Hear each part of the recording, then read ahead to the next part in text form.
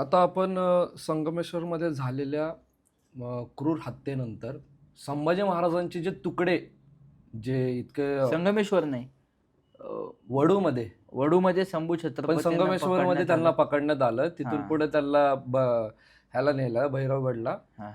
भैरवगडच त्याला आता आपण बहादूर- धर्मवीरगड म्हणतो, पण त्या धर्मवीरगड काळात पहिल्याला तो बहादूरगड म्हणायचे त्याला. त्याचं आता आधीचं नाव धर्मवीर. भैरवगड होतं. हम्म. नंतर औरंगजेबाने त्याला बहादूरगड केलं आणि नंतर परत त्याला आपण आता धर्मवीरगड असं म्हणतो. तर तिथून संगमेश्वरापासून शंभू छत्रपतींची सगळ्या इस्लामी वस्त्यांमध्ये नेत नेत नेत त्यांना तिथं औरंगजेबासमोर उभं करण्यात आलं. असा तो इतिहास आहे. एक प्रसंग त्याच्यामध्ये असा आहे की जेव्हा संभाजी महाराजांचा हाल हाल करून त्यांचे तुकडे करण्यात आले, इंद्रायणी भीमेच्या कडेला जेव्हा वडूमध्ये ते तुकडे वाहत आले नदीच्या कडेला, तर त्याच्यामध्ये काही समकालीन इतिहासकार जे सांगतात त्याच्यानुसार त्याच्यामध्ये 3 नावं आढळतात जे प्रामुख्याने समोर येतात. एक तर आहे की ज्यांना सगळ्यात पहिले ते तुकडे सापडले संभाजी महाराजांच्या आपल्या, ते म्हणजे जनाबाई परटीन म्हणून. दुसरे येतात दामाजी पाटील म्हणून, जे तिथले पाटील म्हणून होते, जे मेन एक गावचे प्रमुख असतात तसे. आणि तिसरे येतात की गोविंद म्हणून. मग ह्या इतिहासामध्ये काही संबंध आहे का? आहे. मी तुम्हाला काय सांगतो, लक्षात घ्या. आपण कुठला इतिहास प्रामाण्य मानला पाहिजे? जो संभाजी महाराजांवरती अत्याचार होताना लिहिण्यात आलेला आहे तो इतिहास प्रामाण्य मानला पाहिजे.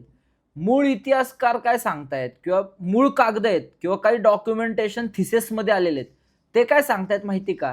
की संभाजी महाराजांचे तुकडे तुकडे केले आणि थेट संभाजी महाराजांचे तुकडे निवडुंगाच्या वनात टाकून दिले औरंगजेबाने. जॉन शोनी तर लिहिलेले, जॉन शो आणि मनुची या दोघांनी तर लिहिले, औरंगजेबाची अशी इच्छा होती की आता ह्यांच्या राजाला अग्नी सुद्धा मिळू नये, कुत्र्यांनी कोहल्या कुत्र्यांनी ते तुकडे खावेत, असा औरंगजेबाची इच्छा होती. इतका क्रूर, इतका नतदृष्टा आणि इतका मूर्ख आणि इस्लामला हपापलेला औरंगजेब होता. त्यांनी संभाजी महाराजांचे तुकडे निवडुंगाच्या वनात टाकले. वडू ग्रामस्थामध्ये असणारे म्हणजे डॉक्युमेंटेशन सांगतो, याचा कागद उपलब्ध आहे, याचा इंग्रजी कागद उपलब्ध आहे की शिवले नावाचे जे ग्रामस्थ आहेत त्याच्यामध्ये एकाचं नाव नाहीये, पण संपूर्ण तुळापूर वडू, आता वडू थोडंसं विभागलं गेलं, पण ते त्या काळात पूर्ण एक गाव होतं तुळापूर आणि वडू. तर तिथल्या शिवल्यांनी शंभू छत्रपतींना रात्रीच्या अंधारात, म्हणजे ते पण काय आता असं नाही का की गेले धाडस केलं त्यांनी, कारण औरंगजेबाची नाही म्हणलं तरी 3-3.5 लाखाचं सैन्य तिथे सैन्य अगदी. आणि तिथे हे शिवले गेले आणि त्यांनी संपूर्ण प्रेत शिवलं शंभू छत्रपतींचा भडा अग्नी दिला. आणि बहुतेक त्यांनी त्यांची जागाही त्यांची स्वतःची दिली. नाही, काय होतं, ते त्या काळात निवडुंगाचं जे वन होतं तिथंच त्यांनी भडा अग्नी दिला, कारण जास्त वेळ थांबूच शकत नव्हते. औरंगजेबाने फतवा काढला होता की शंभू छत्रपतींच्या तुकड्यांना जरी हात लावला तर तत्काळ मुसलमान करण्यात येईल आणि तुम्हाला मारून टाकण्यात येईल, असा फतवा होता. बरोबर. तर मग शिवले जे गेलेत ना, आडनावाने जे शिवले आहेत आणि ते पाटील आहेत, ते क्षत्रिय कुळातली लोक आहेत सगळे. तर त्या क्षत्रियांनी शंभू छत्रपतींचा अंत्यदेह केला, म्हणजे अंत्यदेह संस्कार केला, देहाचा संस्कार केला शंभू छत्रपतींच्या. याला डॉक्युमेंटेशन आहे. मी सारखं तेच बोलतोय कारण हा थोडासा वादाचा विषय आणि लोकांना वाटतं की काही लोक जातीवर घेतात किंवा त्यांना डिवचलं असं वाटतं, पण आपण कोणत्या जातीच्या विरुद्ध नाही आहोत. पण जे खरं घडलेलं आहे त्याचे डॉक्युमेंटेशन आज सुद्धा उपलब्ध आहेत. ते आपल्याला खूप काहीतरी वेगळं सांगतात. ही कादंबरी मधली गोष्ट आहे. ती परटीन तिथं होती, मग ते मांसाचे तुकडे वाहत आले वगैरे असं नाहीये. बरोबर. संभाजी महाराजांचे थेट तुकडे केले, निवडुंगाच्या वनात नेऊन फेकले असं जॉन शो म्हणतो. अच्छा, बरोबर. जसं तुम्ही म्हणले की कादंबरीमध्ये वापरलं, जसे त्यांच्यातले हे शब्द आहेत काही, जसे संभाजी महाराजांचं एक नाटक यायचं. कादंबरी म्हणजे इतिहास नसतो.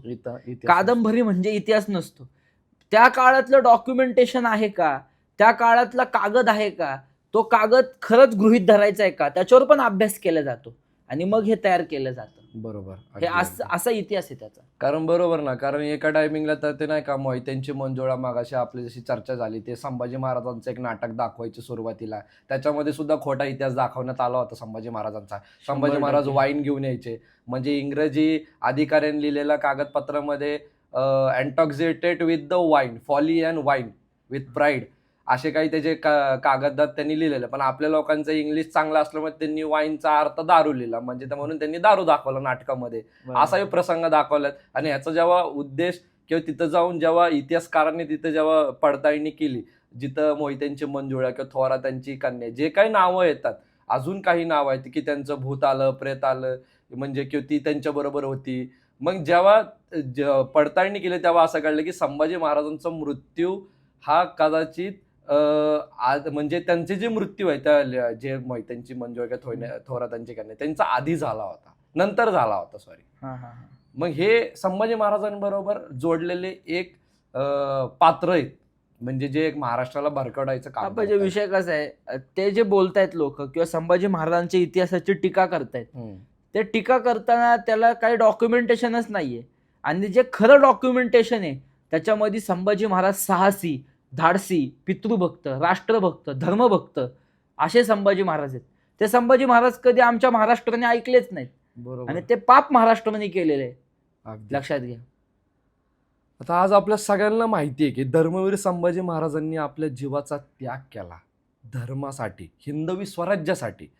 कैदेत असतानाही संभाजी महाराज विचलित का झाले नाहीत? हा राजांचा आत्मसंयम होता का योगीचा वैराग्य? छत्रपती शिवाजी महाराजांना श्रीमंत योगी म्हटलेलं आहे. लक्षात घ्या, मी कायम म्हणतो, प्रभू श्रीरामचंद्र, भगवान श्रीकृष्ण, धर्मवीर छत्रपती श्री संभाजी महाराज यांनी हे 2 जणांना आत्मसात केले, तसंच आपल्या पित्याला सुद्धा आत्मसात केले. म्हणून ह्या तिघांची मूर्ती ज्यावेळेस एकरूप होती त्यावेळेस धर्मवीर छत्रपती श्री संभाजी महाराजांसारखं एक वैराग्य संपन्न राष्ट्रदैवत उभं राहतं. म्हणून एक गोष्ट सगळ्यात महत्त्वाची समजून घेण्यासारखी अशी आहे की आपल्या पित्याला त्यांनी श्रीमंत योगी म्हणून ऐकलं होतं, त्याच पद्धतीने त्यांच्याही अंगी शिवाजी महाराजांसारखंच वैराग्य होतं. आणि ते पण उपभोगशून्य स्वामी होते. ते कशासाठी? सत्तेसाठी, पैशांसाठी लालची नव्हते संभाजी महाराज. पण शंभू छत्रपतींनी बलिदानाला समोर जाऊन ते जगाच्या समोर सिद्ध केलं की ते एक योगी आहेत म्हणून, म्हणजे राष्ट्रयोगी संभाजी महाराज असे आहेत. लक्षात घ्या. आता एक मुद्दा घेऊयात ज्याच्यामध्ये ह्या 2 सरदारांची नेमणूक औरंगजेबाने केलेली, ती इतिहासामध्ये खूप महत्त्वाची आहे. आज आपल्याला माहिती, आपल्याला संभाजी महाराजांना संगमेश्वर इथे कैद करण्यात आले, ते पण फितुरीने. या क्रूर औरंगजेबाने 2 सरदारांची नेमणूक केली होती. एक होता मुकरब खान आणि एक होता त्या इकलास खान, जो त्याचा मुलगाच आहे. बरोबर. तर ह्या दोघांनीही म्हणजे संभाजी महाराजांना चारही बाजूनी त्यांना एक वेढा घातला होता. आणि संगमेश्वर पर्यंतची वाट ही फक्त आणि फक्त गणोजी शिर्केला माहिती होती, जी त्यांनी जर मुकरब खानाला सांगितली. त्याच्यानंतर मुकरब खानाने संभाजी महाराजांवरती आक्रमण केलं सरदेसाई वाड्यामध्ये. बऱ्याच जणांना असं वाटतं की सरदेसाई वाड्यामध्ये संभाजी महाराजांना कैद करण्यात आलं, पण सरदेसाई वाड्यापासून थोड्याशा दुरीवरती असणाऱ्या आपल्या नावडी बंदर म्हणून आहे, त्या बंदराची इथं इकरब खान थांबला होता. त्याचं 1,500 ते 2,000 सैन्यांचं फौज घेऊन तिथं थांबला होता महाराजांना वेढा घालून. मग अशा पद्धतीने म्हणजे मला एक विचारायचं की महाराजांना कशी प्रकारे अटक करण्यात आली, कशा प्रकारे महाराजांना पकडण्यात आलं? संभाजी महाराज ज्या वेळेस वाड्यामध्ये होते, मी आता थोड्या वेळापूर्वी सांगितलं की त्या वाड्यालाच आग लावण्यात आली पूर्णपणे, म्हणून तो वाडा आज आपल्याला पाहता येत नाही, तो त्याच काळात नष्ट झालाय पूर्णपणे. आणि संगमेश्वर थोडेसेच अवशेष आहेत, अगदी भूसपाट झालेले अवशेष आहेत ते. पण त्याच्यानंतर एक गोष्ट लक्षात घ्या, काय अभ्यासले आपण आणि काय सांगितलं पाहिजे महाराष्ट्राला. तर आज जो संगमेश्वर आहे, त्या संगमेश्वरला मारत शंभू छत्रपतींनी लढत त्यांना मारलं तिथं आधी खूप, कारण एवढा मोठा लोंढा अंगावरती येणार आहे.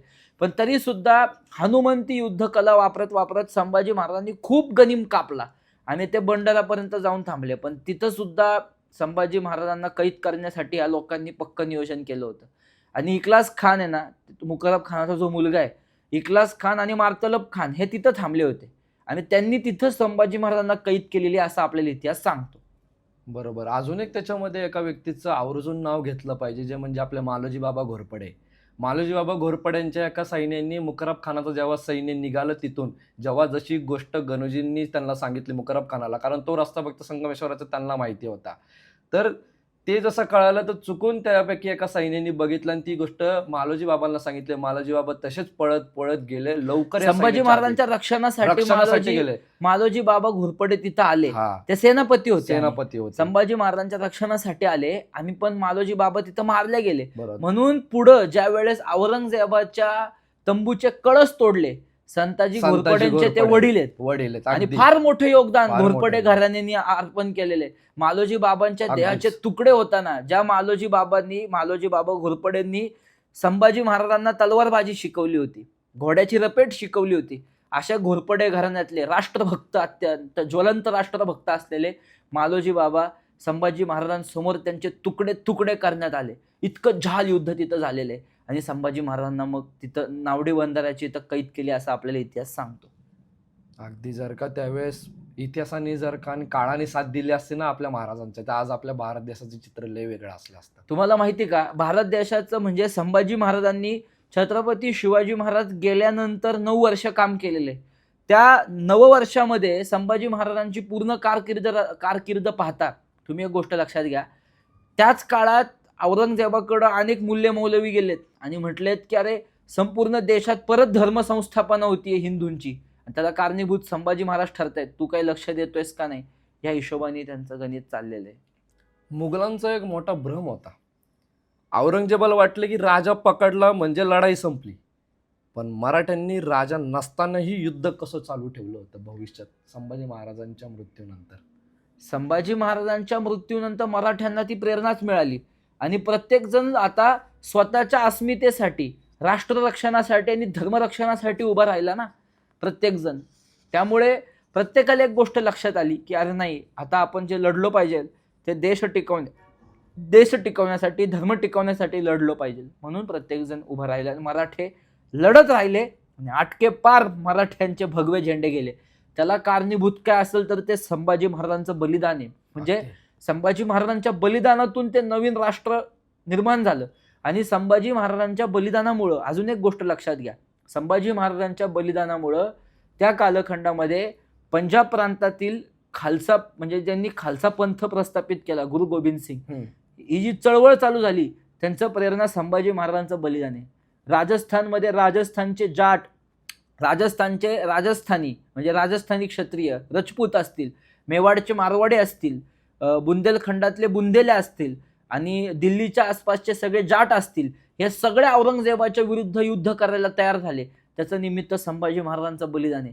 खाली त्रिचनामल्ली, तिरुवन्नमलईपर्यंत संभाजी महाराजांनी धर्मरक्षण केलं होतं, मंदिरांचं संरक्षण केलं होतं.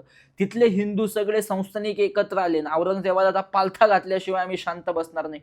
म्हणजे औरंगजेब जिथं जाईल तिथं औरंगजेबासाठी आव्हान तयार झालं होतं आणि ह्याला कारणीभूत म्हणजे संभाजी महाराजांचं बलिदान आहे. म्हणजे संभाजी महाराजांचं बलिदान एक राष्ट्रात नवचैतन्य म्हणून निर्माण झालं, हे पण आपण अभ्यासलं पाहिजे. ही ज्वाला अजून कायम आहे. ती ज्वाला अजून कायम आहे. ती आपण ज्वाला. जर वडू आणि तुळापूर या स्थानावर गेलो तर एखादी चिता ज्याप्रमाणे धगधगत असती, त्याप्रमाणे फक्त अंतःकरणातनं संभाजी महाराजांच्या समाधीकडे लक्ष केंद्रित करायचं. ते आज सुद्धा राष्ट्रासाठी, धर्मासाठी, देशासाठी जीवन कसं जगायचं याचंच मार्गदर्शन करत असतात. हे आपण अंतःकरणातल्या नजरेने पाहिलं पाहिजे. ती धगधगणारी ज्वाला अजून पण शांत झालेली नाहीये. मी आपल्या पॉडकास्टच्या माध्यमातून एक गोष्ट सांगू इच्छितो आपल्या सगळ्या प्रेक्षकांना, आणि हे जे बघणारे जे कुत्री आहेत ना, जी यवन आहेत, ही ज्यांच्यापर्यंत ही व्हिडिओ पोचेल आणि ही पोचली पाहिजे, त्यांना एक गोष्ट सांगतो की हा राष्ट्रदेश कितीतरी वीरांचा आहे, हा राष्ट्रदेश हा कितीतरी योद्धांचा आहे, इथं कितीतरी बलिदान झालेलं आहे. हा महाराष्ट्र आहे. महाराष्ट्र तर लांब, महाराष्ट्रापर्यंत पोचायची तर गोष्टच नाही, पण देशावरती सुद्धा वाकडे नजरेने ही जे आता कट कारस्थानं चाललेत ना, आता बॉम्बस्फोट झाला, हे झालं ते झालं, हा थोड्या दिवसाचाच ह्यांचा काळ आहे. ह्यांना राष्ट्र पुरून उरणार आहे, ही गोष्ट लक्षात आलीच पाहिजे त्यांना. अजून एक तसाच एक मोठा भ्रम होता औरंगजेबाचा. औरंगजेबाला वाटलं की देह मोडला की धर्म मोडतो. धर्मवीर गडावर हा भ्रम कसा कोसळला औरंगजेबाचा? विषय काय झाला ना, औरंगजेब स्वतःच्या मनाचं काहीच करत नव्हता. मी तेच सांगतोय परत एकदा तुम्हाला की औरंगजेबाने जे निर्णय घेतले ना, तो का थांबलाय? सगळे मूल्य मौलवी एकत्र करतोय तो देशातले, आणि सगळ्यांच्या सहमतीने संभाजी महाराजांना कसं मारायचं याचं नियोजन चाललेलं आहे. म्हणून तुम्ही त्याचा अभ्यास करा, तो अभ्यास लक्षात घ्या. औरंगजेबाने शंभू छत्रपतींना कसं मारायचं हे ठरवलेलं आहे आणि तो ते सगळ्या मुसलमानांच्या मार्गदर्शनाने मारतोय, नाही का? बरोबर. अजून एक प्रश्न असा की संभाजी महाराजांच्या बलिदानानंतर राजाराम महाराज, ताराबाई, संताजी, धनाजी यांचं नेतृत्व उभं राहतं. हे नेतृत्व बलिदानातून जन्माला आलेलं होतं का, आणि त्यांनी त्याच्यामधनं काय प्रेरणा घेतली नाही, होती? शंभू छत्रपतींची लढवय्या वृत्तीच त्यांनी अभ्यासली होती. राजाराम महाराजांनी संताजी धनाजींना आणि विशेष करून विठोजी चव्हाण जे होते, ह्या सगळ्या मावळे आहेत नंतरच्या काळातले, या सगळ्यांना हिंदूराव असा किताब दिलाय. तर ती संभाजी महाराजांचीच प्रेरणा होती म्हणून दिलेला आहे ना. हा सुद्धा इतिहास आपण अभ्यासला पाहिजे. अगदी अगदी. तुमच्या माध्यमातून अशा कुठल्या गोष्टींची खामी इतिहासामध्ये आहे जी लोकांपर्यंत अजून पोहोचली नाहीये, संभाजी महाराजांशी रिलेटेड जी गोष्ट आहे ती तुम्ही प्रेक्षकांना कसं माझ्या एका पुस्तकामध्ये शंभूराजे धर्मवीर नसते तर, आम्ही ते विक्रीच्या हिशोबाने करत नाहीये, त्याच्यामध्ये सगळा खरा इतिहास डॉक्युमेंटेशन एकत्र केलेले आहेत आणि लोकांच्या घरोघरी जावं म्हणून आपण दरवेळेस तेच सांगतो की खूप अल्प किमतीत आपण ते पुस्तक देतो.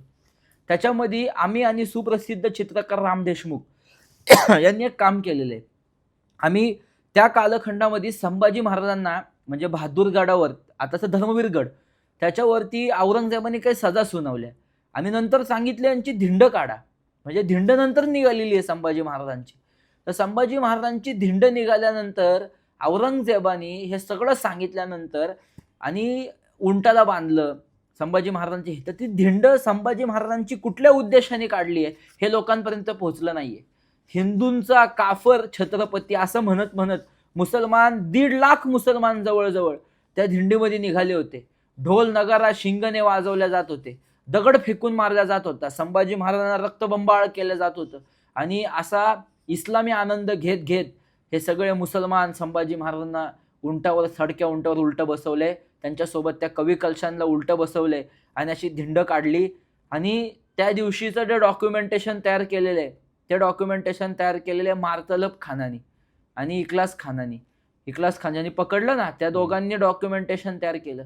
हे म्हणतात की जवळजवळ 1.5 लाख मुसलमान, आणि नंतर जे औरंगजेबाची छावणी बदलली कारण त्याला माहिती होतं मराठे सारखं सारखं आक्रमण करतील. तर औरंगजेबाची छावणी बदलल्यानंतर मराठ्यांचं सारखं सारखं आक्रमणाची भीती होती म्हणून एका जागी संभाजी महाराजांना मारत नव्हते.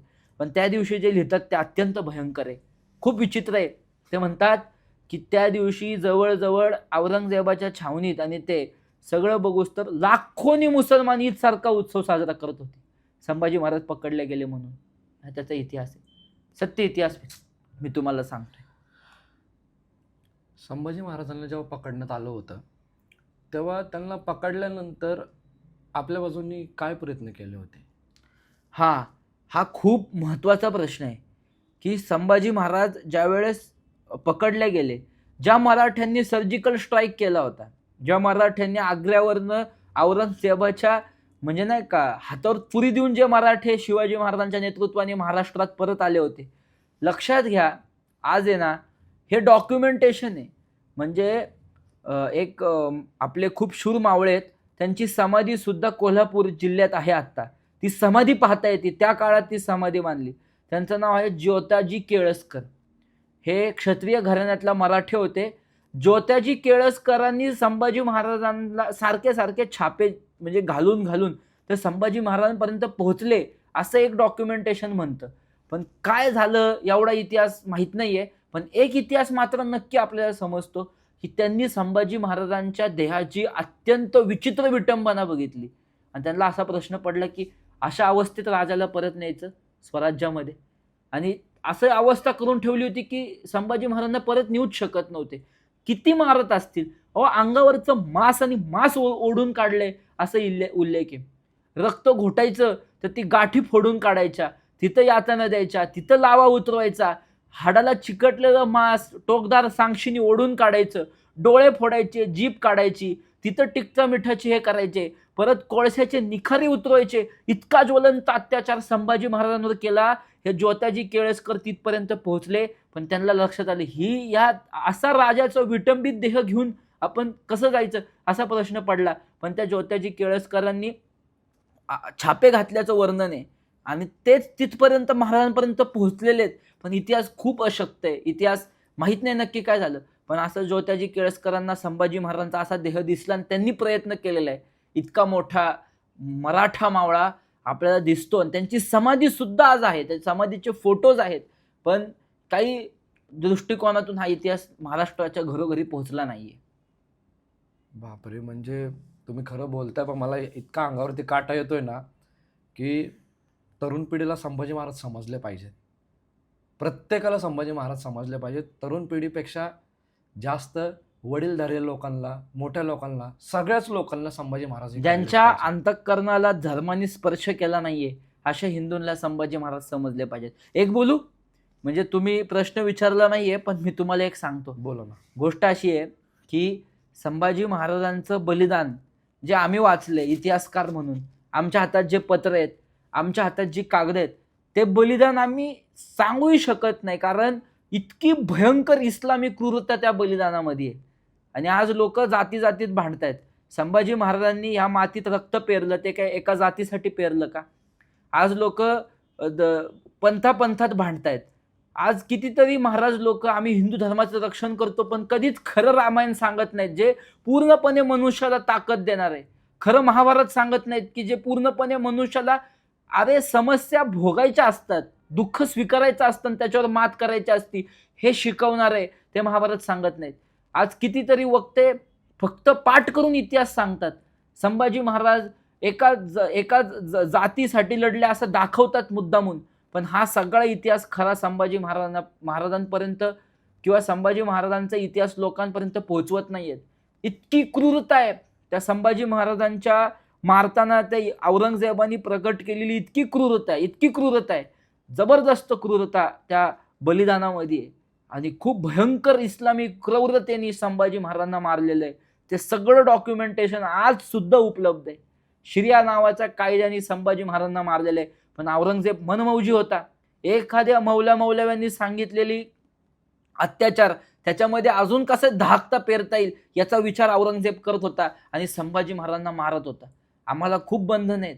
एक एक पत्र दाखवलं त्या काळातलं, ते वाचलं, त्याचं अध्ययन केलं तर लक्षात येईल की संभाजी महाराजांना कसं मारलेलं आहे. अहो, हाडाला चिटकलेलं मांस सुद्धा त्या सांगशीत, गरम सांगशीत पकडून ओढतायत, म्हणजे त्या शरीराला काय वेदना झाल्या असतील.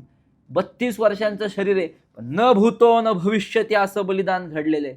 ते 32 दिवस आठवा आणि मग स्मरण करा की इथे उभा राहणारं प्रत्येक अस्मिता, इथे उभे राहणारे राष्ट्रवैभव ते संभाजी महाराजांमुळेच ते पुढे गेलेले. शिवाजी महाराजांचं जीवनचरित्र सुद्धा संभाजी महाराजांच्या बलिदानामुळे समोर गेलेले, हे आपण विसरता कामा नये.